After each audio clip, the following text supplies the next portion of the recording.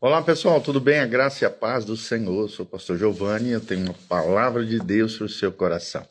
Hoje vamos estudar juntos o Salmo de número 120. É interessante que o título aqui no meu salmo é um salmo cântico de romagem, ou seja, cântico de peregrinação, que os israelitas cantavam quando estavam subindo na direção de Jerusalém para adorarem ao Senhor nas festas judaicas, nas festas do povo hebreu, tá bom? Não sabemos o autor aqui, não descreve quem é o autor, mas é interessante que o título do meu salmo é Contra as Más Línguas. Salmo de número 120, abre o seu coração, deixa Deus falar com você, lembrando sempre que a palavra de Deus é viva e eficaz, ela é inerrante, ela é infalível, e ela é toda suficiente para mim e para você. É a nossa regra de fé, de conduta, é a bússola do crente, é a lâmpada para os nossos pés e a luz para o nosso caminho. Então vamos que vamos. Salmo 120 diz: na minha angústia, clamo ao Senhor, e Ele me ouve. Senhor, livra-me dos lábios mentirosos, da língua enganadora. Que te será dado, ou que te será acrescentado, ó língua enganadora? É uma pergunta. Setas agudas do valente e brasas vivas de zimbro. Ai de mim, que peregrino em Meseque e habito nas tendas de Quedar. Já há tempo demais que habito com os que odeiam a paz. Sou pela paz. Quando, porém, eu falo, eles teimam pela guerra. Quando, porém, eu falo, eles teimam pela guerra. Então, nós vemos aqui, o título de hoje é A Aflição do Forasteiro. Salmo 120, de 1 a 7. São apenas 7 versículos para edificar e abençoar o seu e o meu coração. Mas que lições nós podemos extrair do Salmo 120? Que preciosas pérolas, entendimentos, conhecimentos da parte de Deus nós podemos extrair e aplicar no nosso dia a dia e aprendemos, colocarmos no nosso coração. É interessante que esse salmo inicia um novo bloco conhecido como os cânticos de degraus ou cânticos de romagem. Começa no Salmo 120, vai até o Salmo 134. Eram salmos cantados pelo povo hebreu, como eu falei, em sua peregrinação na direção de Sião, do Monte Sião, em Jerusalém, Jerusalém, para as festas religiosas da Páscoa, do Pentecostes e a festa dos tabernáculos. As tribos subiam para Jerusalém. Você pode ver isso claramente no Salmo 122, versículo 4. E este grupo de salmos tinha um uso especial nessas ocasiões. É interessante que nós não sabemos exatamente as circunstâncias em que esse salmo foi escrito, muito embora o salmista se assemelha a uma ovelha entre lobos em seu próprio país. E nós sabemos que esse sentimento, muitas vezes, quem sentiu foi Davi. Nem mesmo quem foi o seu escritor nós sabemos, muito embora a maioria dos estudiosos, é claro, pelas características atribui esse salmo a Davi. Este poema aborda com cores vívidas o drama do salmista, o qual está lidando com a mentira dos difamadores. E isso, infelizmente, até nos dias de hoje tem muito. Os mentirosos são assassinos de reputação.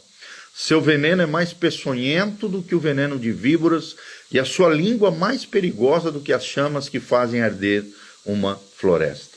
É interessante que esse salmo pode ser considerado um salmo messiânico, sim, pois o Senhor Jesus passou como ninguém pelas mesmas circunstâncias do autor do Salmo 120. Ele foi caluniado, ele foi vilipendiado, ele foi traído, levantaram mentiras contra ele, injúrias, por fim o mataram. A cruz do Calvário, ele falava de paz, mas onde andava, os inimigos queriam destruí-lo. Ele veio para o que era seu, o seu povo, o povo judeu, mas os seus não receberam, conforme diz João 1, capítulo 11. O Salmo pode ser dividido em 5 pontos principais, os quais nós vamos expor aqui para você. Primeiro, nós vemos a angústia parteado, versículo 1, Salmo 120. O salmista começa esse poema relatando o estado da sua alma. Na minha angústia, ou seja, a angústia é um sentimento democrático que atinge pessoas de todos os estratos sociais, de todas as faixas etárias, de todos os credos religiosos, e acompanha o ser humano do berço até a sepultura. A vida com Deus não nos poupa da angústia, pois vivemos num mundo caído, entre pessoas caídas, sujeitas às mais diversas aflições. É o que diz João 16:33. Spurgeon tem razão em dizer que a calúnia ocasiona aflição do tipo mais angustiante. Aqueles que sentiram a lâmina de uma língua afiada, de uma língua cruel, certamente sabem que ela é mais afiada do que a espada. Segundo ponto, vemos a oração, parte B do versículo 1 ainda. A oração. A angústia nos leva a um desespero, mas outras pessoas, infelizmente, caem na blasfêmia. Os piedosos não, diferentemente, clamam ao Senhor, é o que diz. Clamo ao Senhor e ele me ouve, o Senhor livra-me dos lábios mentirosos e da língua enganadora. É interessante que aprendemos 3 lições preciosas aqui. Em primeiro lugar, a intensidade da oração. Clamar é mais do que pedir. É pedir com intensidade, com senso de urgência. Trata-se de um grito de socorro por alguém que se sente entrincheirado por lobos vorazes ao seu redor. No segunda lição que aprendemos é o destinatário da nossa oração. Parte B do versículo 1. Clamo ao Senhor, o salmista usa o nome Yahvé, o Deus da aliança, o Deus todo-poderoso, um Deus de pacto.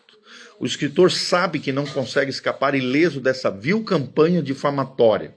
Por isso ele recorre ao justo juiz, ao Senhor, o Deus de aliança, o Deus do pacto. Em terceiro momento aqui, vemos a experiência da oração. Parte B do versículo 1, e ele me ouve.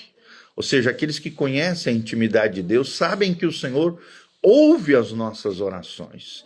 É a lembrança do auxílio divino, é o estímulo para dirigir novamente a nossa oração a Deus.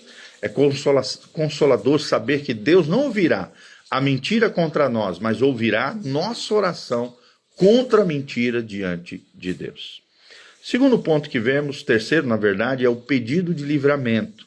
No versículo 2, terceiro pontinho, o pedido de livramento é o que nós vemos no versículo 2 desse lindo salmo. O salmista está enfrentando uma campanha difamatória, seus inimigos estão espalhando boaterias, de todos os lados, disseminando mentiras a seu respeito, para arruinar a sua reputação e destruir a sua vida.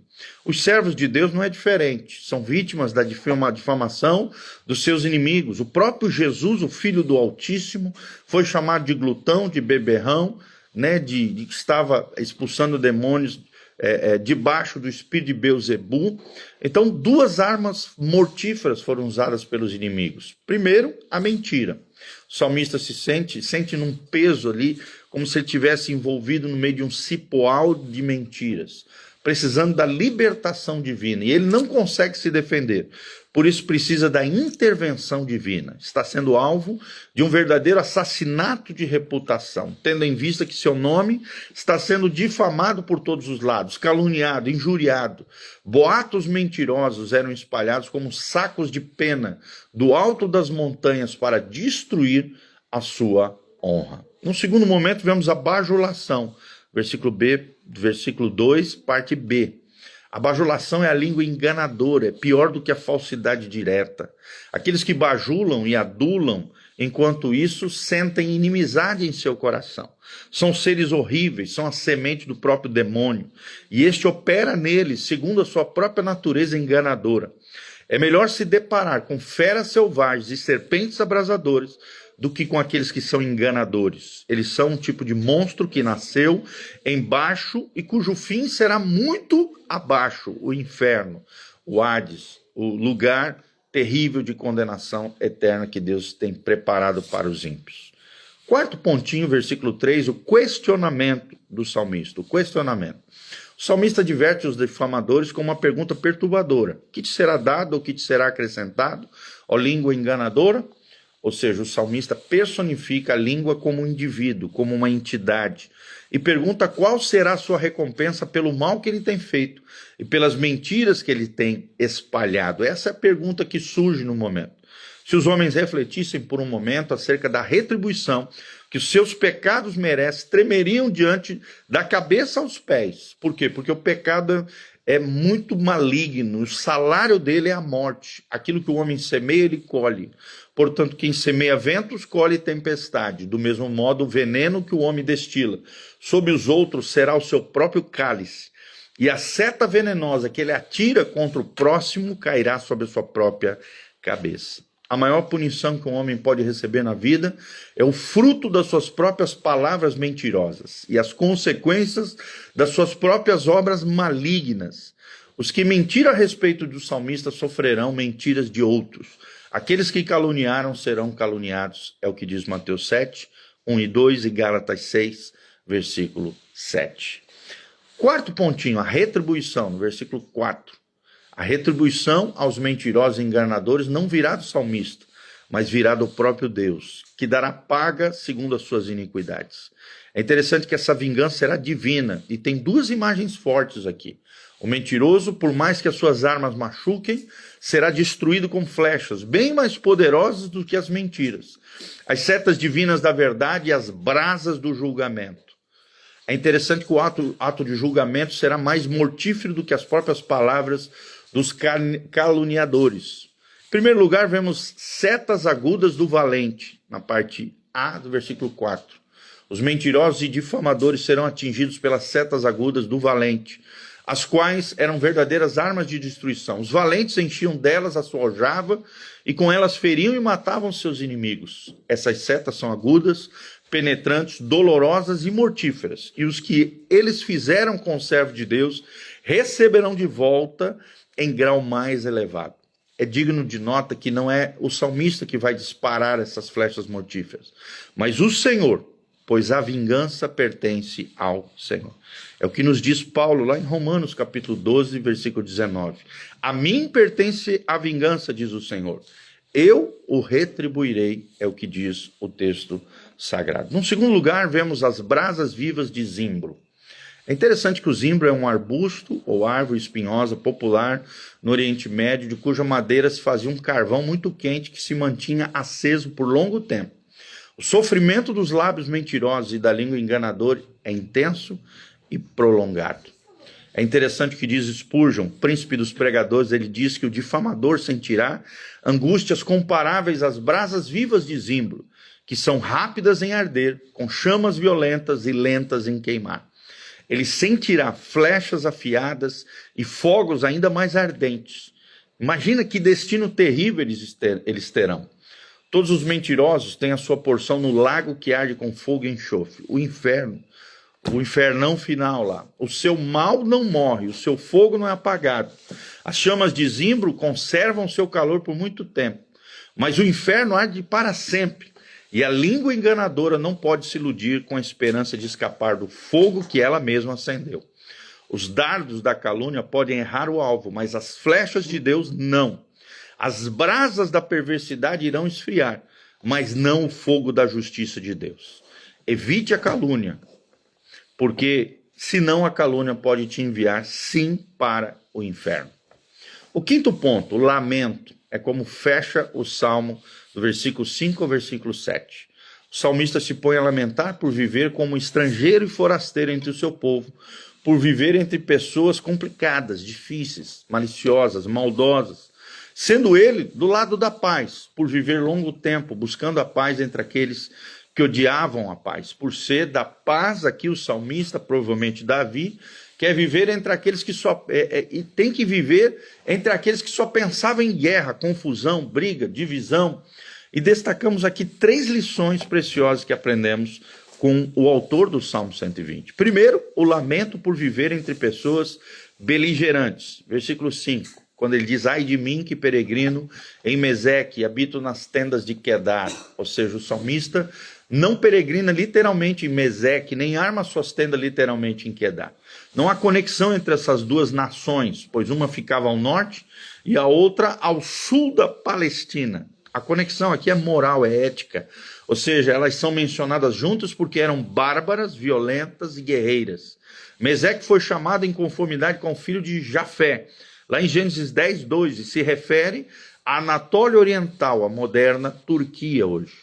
Quedar foi um dos filhos de Ismael e pai da tribo que traz o seu nome. Lá em Gênesis 25, 13, refere-se aos árabes beduínos que viviam a sudeste de Damasco. É interessante que esses dois resumem o mundo gentil, longe e perto, onde Israel ficou disperso na diáspora judaica.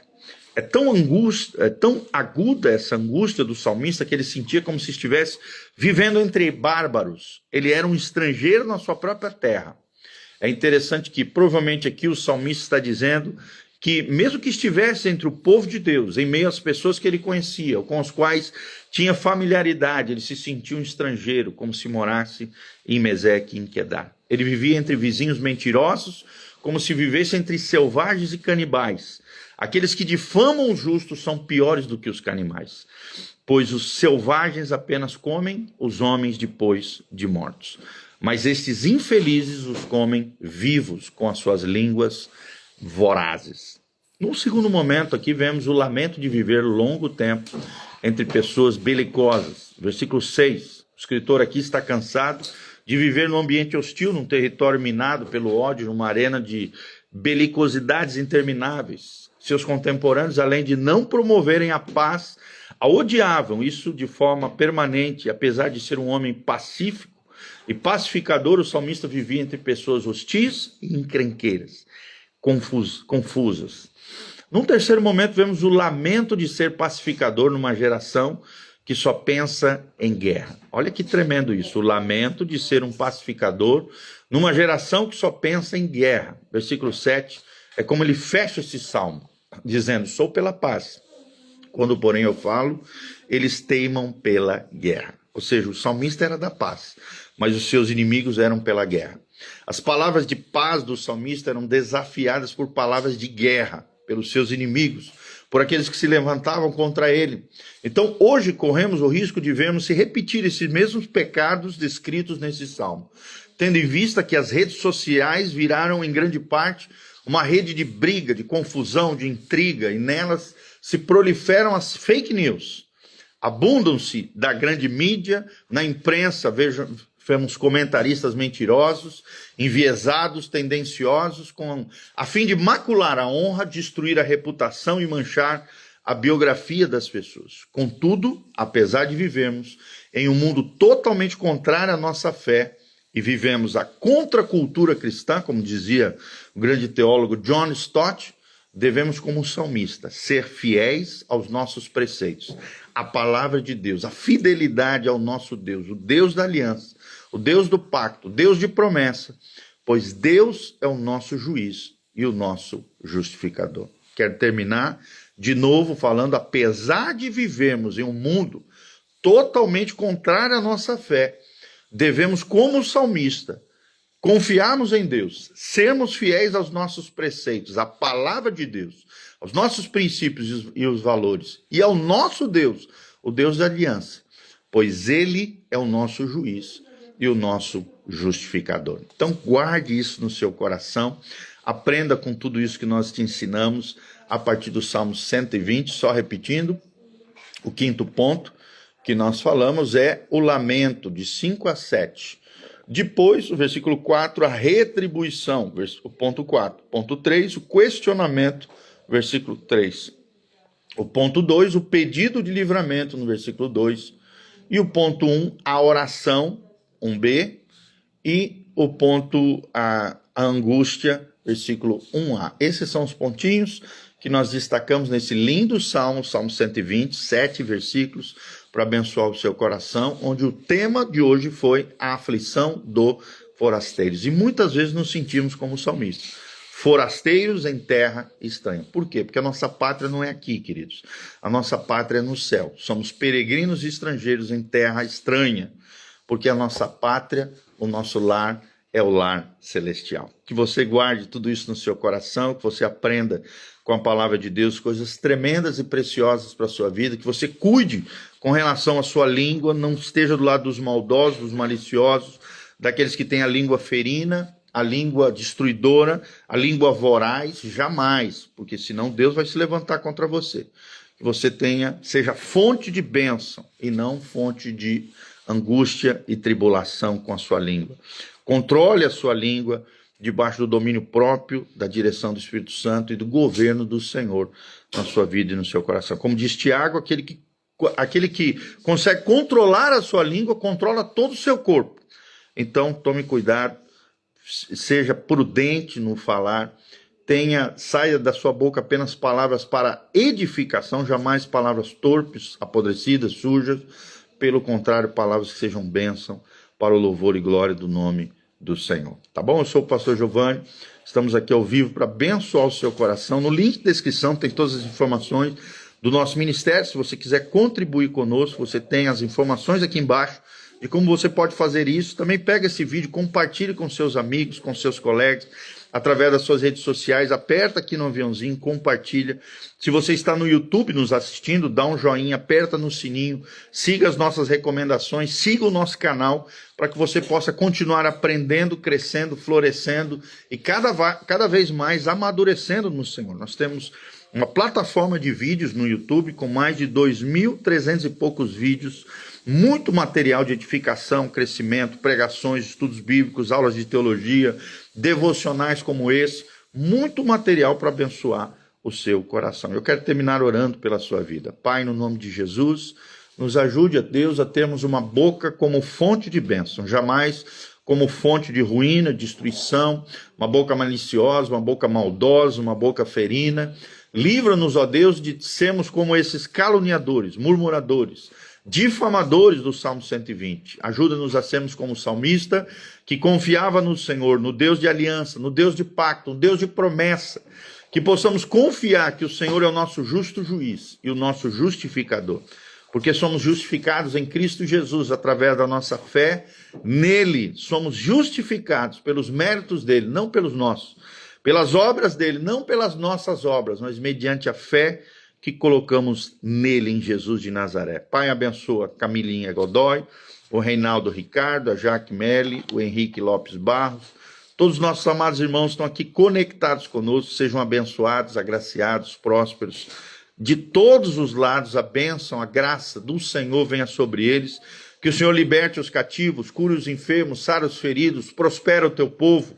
Abençoa de todos os lados, abre as janelas dos céus, derrama chuva de bênçãos àqueles que estão sofrendo com alguma calúnia, difamação. Ó Deus, levante do inimigo, sê com eles, protege-os, livra-os.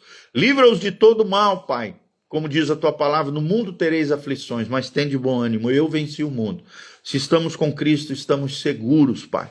Por isso, passa essa confiança, essa segurança aos nossos irmãos.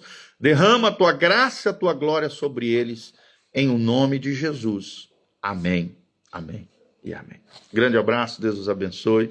Não esquece de deixar seus comentários aqui, o que você aprendeu, o que você achou desse vídeo, o que Deus falou com você, tá bom? Isabela Zolim também, um abração, preciosa. Deus seja contigo. Diga aí da onde você está nos assistindo, qual é a cidade e o que você achou desse vídeo nos nossos comentários. No link de descrição, todas as informações do nosso ministério, vem estar conosco. Igreja Casa na Rocha, toda quarta-feira às 20 horas. Dr. Camargo 4555, aqui no centro de Umuarama, Zona 2, pertinho da Aviação Umuarama, em frente ao Nitron, em Anguera. Estamos aqui também na sexta-feira, atividade com os jovens, toda sexta-feira às 20 horas. E no domingo, 2 cultos, 9 horas da manhã, Escola Bíblica Dominical, e às 19 horas, o culto da família. 2 cultos para abençoar o seu coração, 9 horas e às 19 horas. Tenho certeza que você será tremendamente abençoado. Vem estar conosco. Louvado seja o nome do Senhor. Amém? Grande abração, Deus os abençoe. Um abração, beijando o pastor Giovanni. Amém.